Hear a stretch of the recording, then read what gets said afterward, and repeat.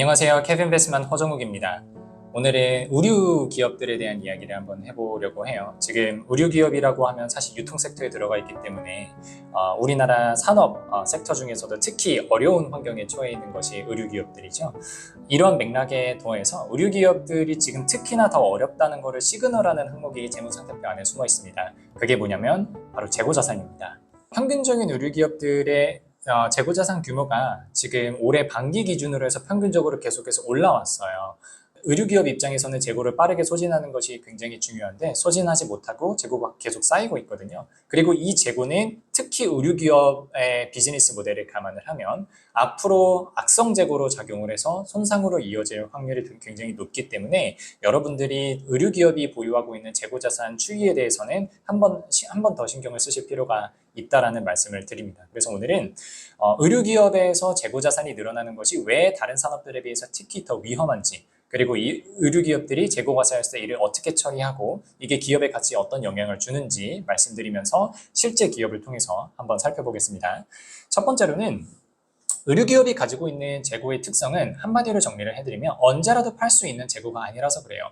사실 삼성에서 나오는 갤럭시 S 시리즈랑 비슷하게 보셔도 돼요. 예전에 나왔었던 갤럭시 S21 같은 경우는 요즘 사려고 하시면은 굉장히 싼 가격에 사실 수 있어요. 거의 떨이로 팔거든요. 왜? 어차피 안 팔려요.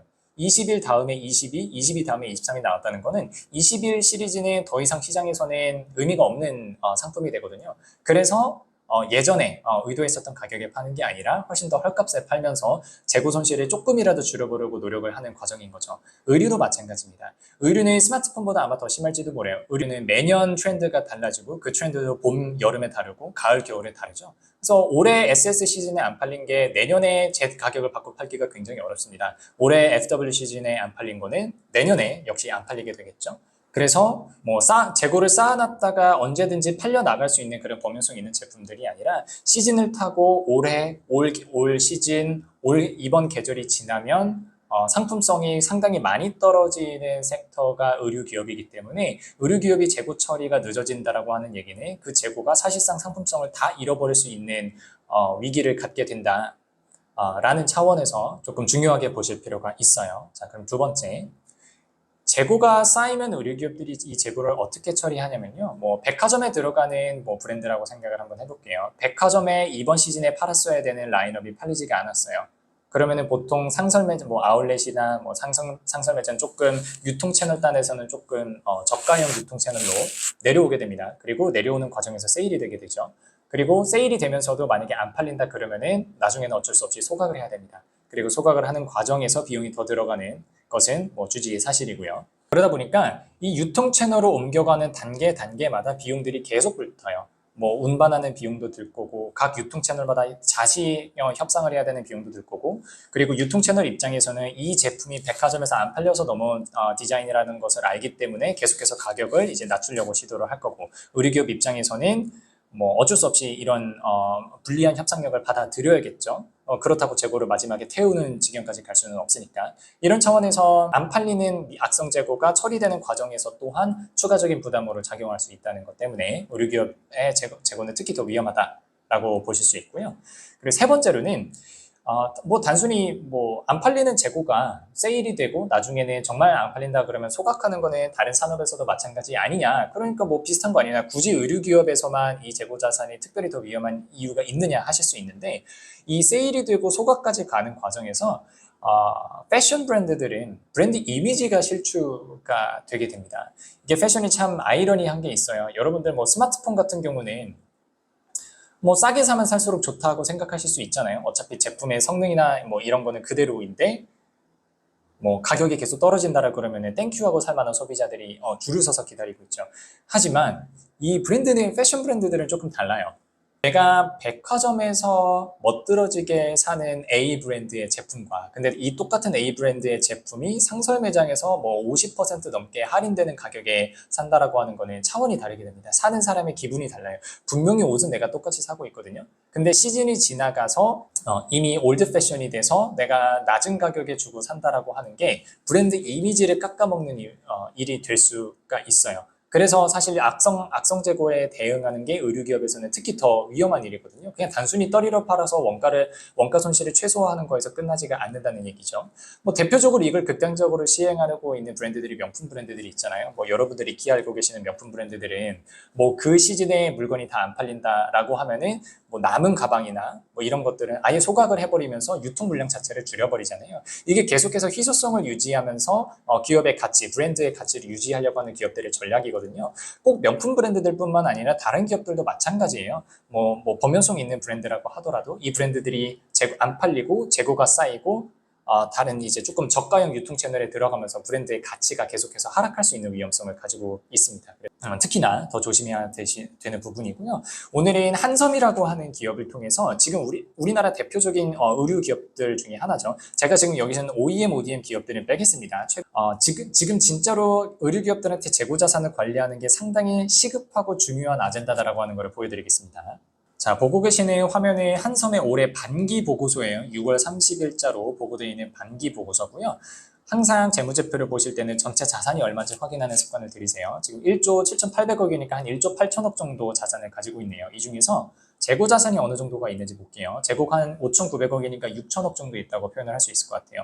1조 8천억 중에 6천억이 재고 자산이니까 거의 3분의 1, 33%가 재고가 차지하고 있다라고 볼 수 있잖아요.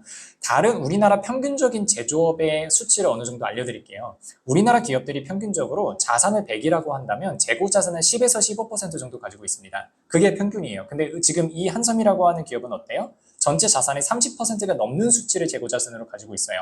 다른 제조업 평균에 비해서 거의 2배 이상에 해당하는 재고자산 규모를 가지고 있다는 얘기죠. 이 비중만 봐도 상당히 재고가 많이 쌓여 있구나. 그리고 이 재고를 하루빨리 효율화하고 잘 처리하는 게 중요하겠다라고 하는 걸 아실 수 있는 측면이고요. 이걸 더 직관적으로 표현을 해보면 손익계산서상에서 매출 원가랑 비해서 회전율이라고 하는 걸 계산해서 구해보실 수 있어요. 한번 내려가 볼게요. 자, 보시면 매출 원가가 지금 누적으로 2,954억 원이죠. 얼추 3천억이라고 칠게요.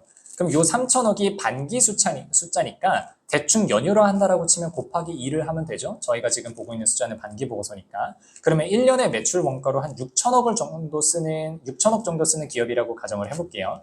매출 원가를 6천억, 비용으로 6천억이 나가는데 이 회사가 들고 있는 재고 자산이 딱 6천억이에요. 그 말이 어떤 뜻이냐면 얘네가 지금 들고 있는 재고가 현재 영업 규모를 고려했을 때 1년 동안 딱 팔릴 수 있는 정도의 재고 사이즈라고 하는 거죠.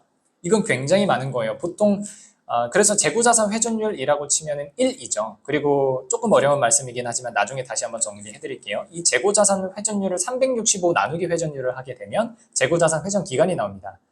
재고자산 회전 기간이 365일이 되는 겁니다. 365 나누기 1이 되기 때문에 이 재고자산 회전 기간 365일이라는 건 어떤 말이냐면 재고는 언제부터 잡히냐면 원재료가 생길 때부터 잡혀요. 그리고 물건이 다 만들어지면 제품 혹은 어디서 유통이 와가지고 가지고 있는 재고가 되면은 상품이 되겠죠.